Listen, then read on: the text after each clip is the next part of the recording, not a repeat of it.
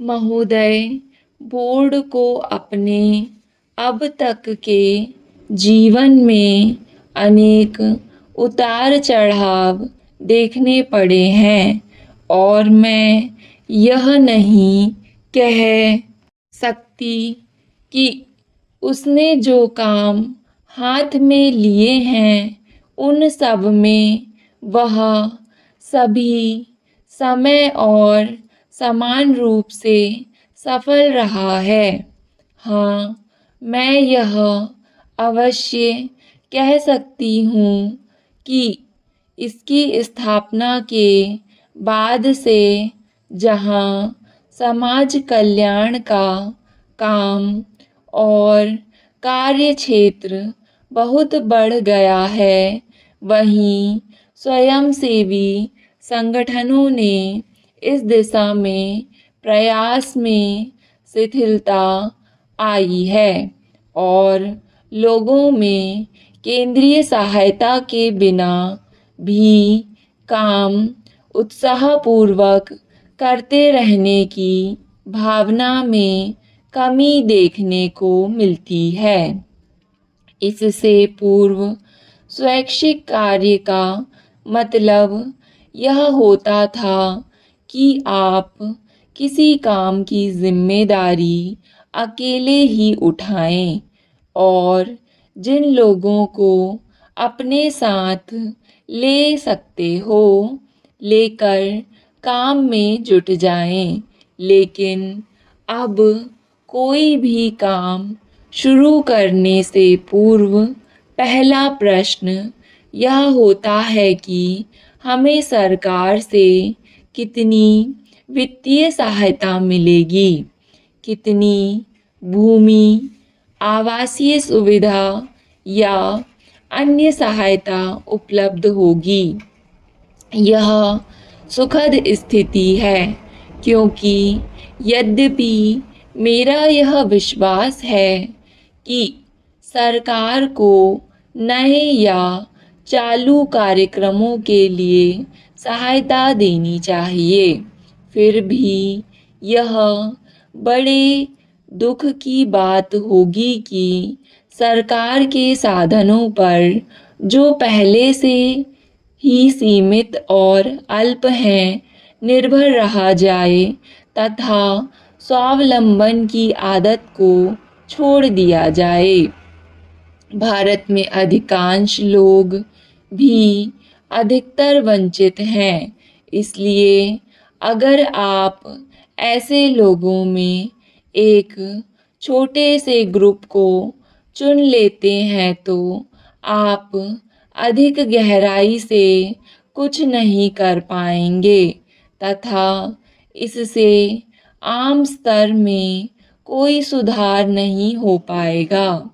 उदाहरण के लिए बाल कल्याण के क्षेत्र में अगर औसत बालक को बेहतर स्वास्थ्य की सुविधाएं नहीं मिल पाती तो विकलांग बच्चों की समस्या हल नहीं की जा सकती। इसके विपरीत शायद उनकी कठिनाई और बढ़ जाएगी। यही बात महिलाओं के संबंध में काम पर भी लागू होती है।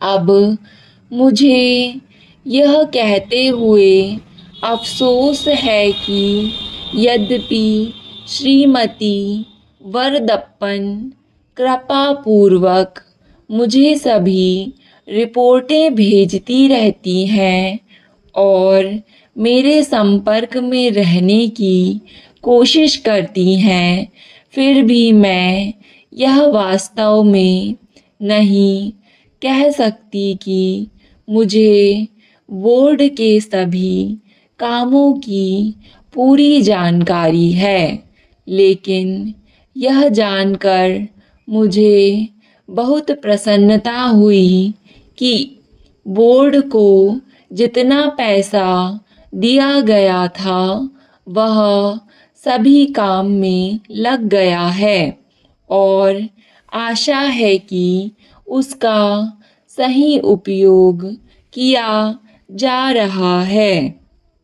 सभापति महोदय, सम्मानपूर्ण जीवन की आकांक्षा ने लोकतांत्रिक मूल्यों की स्थापना के प्रति आग्रह को बल प्रदान किया। इससे शोषण, अन्याय, गैर बराबरी, अप्रासंगिक परंपराओं और मान्यताओं के विरुद्ध संघर्ष की शुरुआत हुई। इस संघर्ष ने भी राजनैतिक, आर्थिक और सामाजिक गुलामी से मुक्ति का मार्ग प्रशस्त किया। इस संघर्ष से जहां एक और दुनिया का राजनीतिक मानचित्र बदला, वहीं तमाम तरह की गैर बराबरियों के प्रति हिंसक और अहिंसक अभियान व आंदोलन अस्तित्व में आए। हमारे देश की समूची राजनीतिक व सामाजिक संरचना इससे गहरे तक प्रभावित हुई। राजनीतिक स्वतंत्रता इसी प्रक्रिया का परिणाम है। सामाजिक स्तर पर सदियों से जो वर्ग समूह सीमांत पर जी रहे थे तथा जीने के क्रम में प्रतिफल मर रहे थे, उनमें अपनी स्थिति के प्रति सजगता व सतर्कता का भाव क्रमशः विकसित हुआ। धीरे धीरे उन्होंने उन तमाम मान्यताओं और परंपराओं को नकारना प्रारंभ कर दिया जो उन्हें समाज के सीमांत पर रखने की साजिश करती रहीं। देश के राजनैतिक सामाजिक जीवन में उनका हस्तक्षेप बढ़ा। उनके मन में सामाजिक न्याय की प्रति के लिए आग्रह लगातार प्रबल होता गया। राजनैतिक सामाजिक संरचना में घटित इन परिवर्तनों के बावजूद इस देश के लोगों की एक बड़ी संख्या ऐसी है जो सम्मानपूर्ण जीवन यापन से बहुत दूर है। उनके पास जीने की लगभग तमाम सुविधाएं अनुपलब्ध हैं। देश की यह आबादी सम्मानपूर्ण ढंग से जीवन यापन कर सके, इसके प्रति स्वैच्छिक संगठनों और कार्यकर्ताओं में निरंतर बेचैनी बढ़ रही है। वे ऐसी विकास प्रक्रिया पर प्रश्न चिन्ह लगाने लगे हैं जो लोगों को सम्मानपूर्ण जीवन यापन के प्रति आश्वस्त नहीं करती। उनका मानना है कि विकास प्रक्रिया यदि मानव को विस्थापित करके उसके पुनर्स्थापना का कोई प्रावधान नहीं करती तो वह अर्थहीन है। स्वैच्छिक संगठनों की यह चिंता वस्तुतः मानव अधिकारों के प्रति उनकी निष्ठा और संप्रति का सूचक है। आज के परिप्रेक्ष्य में स्वैच्छिक संगठन लोकतांत्रिक प्रक्रिया का एक महत्वपूर्ण घटक बन गए हैं। आमतौर पर वे मनुष्य के बेहतर जीवन से जुड़े प्रश्नों पर आंदोलित होते हैं और उनके लिए रचनात्मक कार्यक्रमों और गतिविधियों का संचालन भी करते हैं।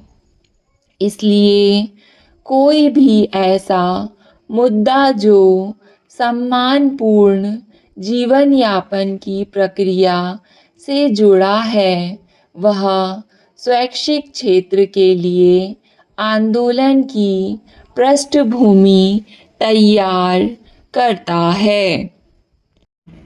उन्हें नई दिशा दिखाई और उनको प्रेरणा तथा उत्साह दिलाया कि वे अपने कार्यों का और विस्तार करें। आरंभ में यह सोचा गया था कि बोर्ड केवल तालमेल रखने का काम करेगा। हमें पता था कि बम्बई, कलकत्ता, मद्रास तथा कुछ अन्य नगरों में भी बहुत अच्छा समाज सेवा कार्य किया जा रहा था, लेकिन देश के बड़े हिस्सों में ऐसा नहीं हो रहा था। हमने यह भी अनुभव किया कि समाज कल्याण कार्य का दायरा कुछ सीमित था तथा अन्य अनेक क्षेत्रों में काम की गुंजाइश थी। इसलिए बोर्ड ने उस समय दो दिशाओं को काम के लिए चुना।